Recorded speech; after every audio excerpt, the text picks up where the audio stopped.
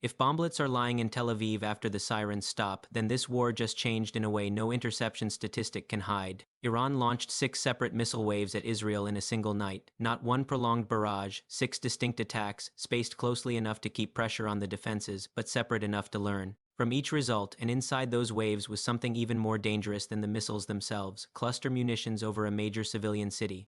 That matters for 2 reasons. First, it suggests Iran is not just firing at Israel, it is studying Israel in real time. Second, cluster weapons do not end when the blast ends. They leave the battlefield behind on the ground, mixed into streets, fields, rooftops, and parks, and the most important question this morning is not how many missiles were fired. It is what the 6-wave method reveals about Iran's command system after 3 senior leaders were killed in 3 days. That is the first shock in this story.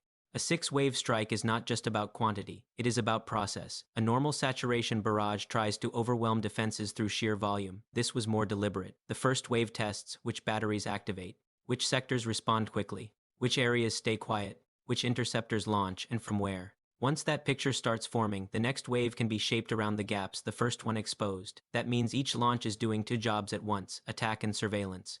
And that matters even more because Israel's air defense architecture had already been damaged. Reports a week earlier pointed to 14 systems being destroyed in a single night. If that reporting is accurate, Iran entered this latest attack with a clear incentive: don't waste missiles on the same old pattern, use sequential waves to map what survived, then target what is left. By the 6th wave, the attack is no longer blind. It is the most informed strike of the night. That raises the next problem. Western and Israeli narratives have repeatedly suggested that Iran's command structure is under severe strain, but this attack points in the opposite direction. Sequenced launches of this kind require functioning command and control, mid-course assessment, disciplined timing, and enough confidence to hold assets back while reading the previous engagement. That is not chaos. That is a military system still capable of adaptation under pressure. And remember the timing. This happened immediately after Iran lost 3 senior figures in 3 days, including high-level security leadership. If Iran can absorb that disruption and still deliver the most operationally sophisticated missile attack of the war, then the assumption that decapitation automatically degrades performance needs to be re-examined. Then came the weapon that changed the meaning of the night. A cluster munition does not behave like a single warhead. It opens in the air and scatters smaller explosive submunitions across a broad area.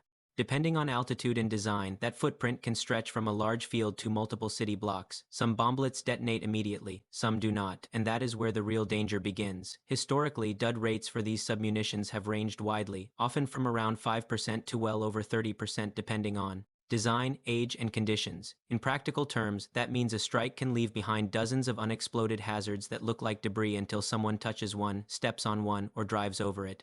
That is why cluster munitions are so feared in populated areas. They turn ordinary movement into a second phase of the attack. Tel Aviv is not a sparse battlefield. It is part of a dense urban region of roughly 4 million people. If submunitions are scattered there, the danger does not end with the all-clear signal, bomb disposal. Teams then have to find every unexploded piece across roads, sidewalks, rooftops, courtyards, and public spaces before civilians do it by accident.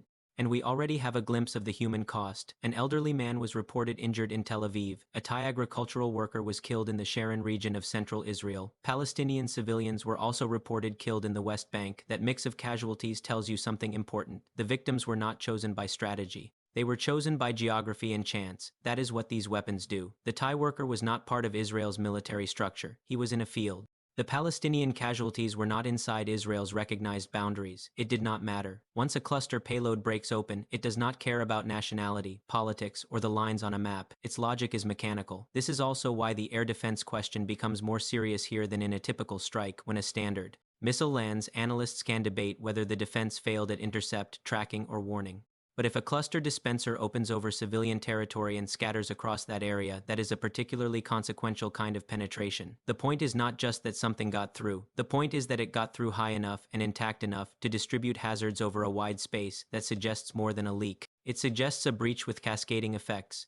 And this attack did not occur in isolation. It came after 22 days of accumulated engagement data. Iran has been watching Israeli response timing, interception patterns, firing angles, and sector coverage for weeks. A 6-wave sequence built on top of that history becomes even more dangerous. Israel is not only trying to stop missiles, it is trying to stop an opponent that is learning its system in combat. Then there is the legal dimension, and this is where the diplomatic pressure starts to build.